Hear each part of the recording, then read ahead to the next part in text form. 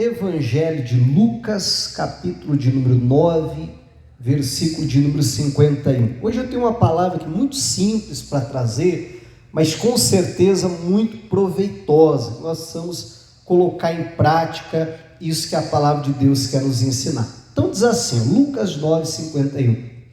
E aconteceu que, completando-se os dias para a sua assunção, manifestou o firme propósito de ir a Jerusalém e mandou mensageiros diante da sua face, e indo eles, entraram numa aldeia de samaritanos para lhe prepararem pousada, mas não o receberam, porque o seu aspecto era como de quem ia a Jerusalém.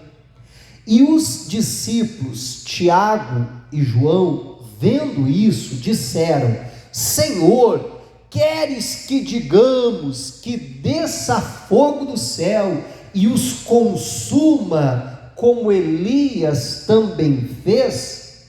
E voltando-se, porém, repreendeu-os e disse: Vós não sabeis de que espírito sois, porque o Filho do Homem não veio para destruir as almas dos homens, mas para salvá-las. E foram para outra aldeia. Amém?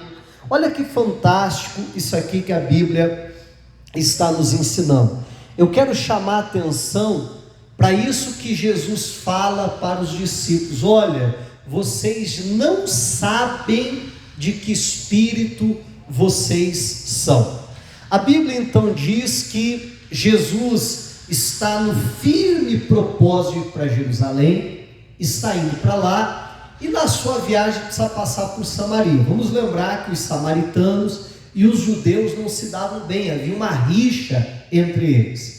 E aí Jesus envia mensageiros à sua frente para preparar o pouso, para preparar lugar para Jesus, os discípulos passar a noite e assim no dia seguinte continuar a viagem. Me parece que os dois que foram lá para preparar foi Tiago e João, dois discípulos de Jesus, E eles chegam lá, então, eu fico imaginando, chegando na cidade e indo ali nas pousadas, indo ali nos lugares que recebiam os viajantes, e dizia assim: olha, tem lugar aí para 13 pessoas, Imagina os 12 discípulos mais Jesus. E aí aquelas pessoas ali da aldeia olhavam para eles assim, de cima a baixo, percebiam que eles eram judeus e que estavam indo para Jerusalém, que estavam numa viagem para Jerusalém, e pelo aspecto deles, poderíamos dizer assim, pela aparência deles, eles vão dizer: não, aqui a gente não recebe esse tipo de pessoa, Eu fico imaginando eles então ficando revoltados com aquilo, ficando bravos, E aí eles vão então na outra pousada: olha, tem aqui lugar para pessoas se hospedarem, e quem sabe recebem respostas muito parecidas com essa. Eles voltam para Jesus e estão assim, bufando, tão bravo, tão revoltado. Chegam lá e dizem assim: Jesus, o senhor não vai acreditar, ninguém quis receber a gente nessa aldeia, porque a nossa aparência é de quem vai para Jerusalém, e essa aldeia de samaritanos não recebeu. E eles estão bravos, tão revoltados assim: Jesus, o senhor quer que a gente peça a Deus, ore para que desça fogo do céu e queime essa aldeia toda, e queime toda essa cambada aí? E aí eles dão até base bíblica, Verdade, não é? Como Elias também fez. Interessante que no domingo, agora que passou, eu pregava aqui na igreja sobre interpretação bíblica, E falava da importância de saber interpretar a Bíblia. Então você perceba que eles arrumam uma base bíblica para destruir uma aldeia. Verdade, não é? Olha o perigo da coisa, né? Então diz assim: ó, Jesus, tem aí, né? Alguém já fez isso, temos base bíblica, o Senhor quer que a gente vá lá, clame aos céus e o fogo de Deus desça e queime toda essa turma aí, como Elias fez. E aí, é nessa hora que Jesus faz uma pergunta para eles, né? Ou melhor, uma afirmação, diz assim: olha, vocês não sabem de que espírito vocês são. E aí, que no versículo seguinte é que fica claro do que é que Jesus está falando. Ele diz, né, versículo 56, porque o Filho do Homem não veio para destruir as almas dos homens, mas para salvá-las. E foram para outra aldeia. Então Jesus deixa claro: olha, vocês não estão entendendo de que espírito vocês são. E olha, tem muito cristão ainda hoje fazendo uma confusão muito grande com relação a isso. Parece que ainda hoje não entendeu de que espírito nós somos, qual é a missão que nós temos, para que Jesus nos chamou. Porque logo em seguida dele dizer que eles não sabem que espírito eles são, Jesus fala da sua missão, do seu chamado. Ele diz: eu não vim para destruir os homens, as almas dos homens. Quem veio para destruir é outro. Amém? E a Bíblia diz quem é que veio para destruir. Quem? O diabo. A Bíblia diz que ele veio para matar, roubar e destruir. Jesus está dizendo: olha, vocês não estão entendendo de que espírito vocês são. Vocês não estão entendendo que lado, né? Vamos dizer assim, vocês estão. Vocês estão achando que eu vim destruir a alma dos homens? Não, quem veio destruir foi outro. Quem veio destruir é o diabo. Eu vim para salvar a alma dos homens. Como que você quer salvar alguém? Clamando fogo do céu para queimar. Pastor, mas Elias não fez isso. Meu irmão, e aí que a gente precisa entender, né? E eu volto um pouquinho daquilo que eu falava no domingo, da interpretação bíblica. O tempo ali era outro, né? O ministério de Elias era outro, né? A dispensação ali, ele estava no tempo da lei. É um outro contexto, são outras circunstâncias. E a gente precisa tomar um cuidado muito grande com relação a isso. Em vez de eles ficarem com aquilo que Jesus estava ensinando, né? Eles diziam: não, porque Elias fez uma vez, nós também vamos clamar fogo, vai acabar, Deus vai mandar fogo, vai acabar com essa turma aqui. E eles não estão entendendo. É interessante que esses dois, né, Jesus deu um apelido para eles, né? Filhos do trovão. Né? São os dois irmãos que têm um apelido. Eu não sei, eu fico lendo a Bíblia assim, filho do trovão, acho que não era elogio. Verdade, não era. Só que interessante que é Tiago e João. João, que mais tarde fica conhecido como discípulo do amor. Olha como Deus pode transformar uma pessoa. Amém? Mas ele está naquela hora ali revoltado, não, vamos orar, vai descer fogo do céu. E tem muito cristão com esse tipo de espírito. Não está entendendo qual é o espírito que Deus nos deu, não está entendendo qual é a missão que Deus nos deu. Não é de destruir ninguém, mas é de salvar as pessoas. Aí a gente vê muito cristão dizendo: não, porque fulano mexeu comigo, mas eu sou de Deus, Deus vai pesar a mão sobre ele. Não é assim? Deus vai pesar a mão daquela pessoa, aquela pessoa vai ver, só vai quebrar a perna em 3 lugares para ela aprender com quem que ela está mexendo. Mas não é assim, aquele espírito de revanchismo, aquele espírito, né, que não, se Deus é comigo, então Deus vai acabar com todos os meus inimigos e não sei o quê. E o pior, sabe o que é? É que de vez em quando tem um crente brigando com o outro. Não é nem contra o ímpio, às vezes é um crente brigando com o outro. E 2 homens de Deus deveriam brigar? Não, mas de vez em quando brigam. Não briga? A Bíblia está cheia de registros de situações assim. Mas, meu irmão, aí vamos supor que eu acabo, né, me desentendendo com outro cristão. Aí eu fico assim, não, porque eu sou de Deus, então Deus vai pesar a mão nele, Deus vai não sei o quê. Meu irmão, olha que absurdo isso. Nós não estamos entendendo de que espírito nós somos. Ou ainda que não seja um irmão, ainda que seja um ímpio, a mesma coisa. Em vez de eu estar orando para Deus salvar, para ele se arrepender, para ele morar no céu, estou orando para Deus pesar a mão, para Deus acabar com ele, para mostrar que eu sou de Deus. Né? Então não entendi nada de que espírito eu sou. Mas como eu disse, quando é um cristão, né, na verdade nem sei o que é pior dos dois, mas imagine você, né, o outro lá também é um cristão.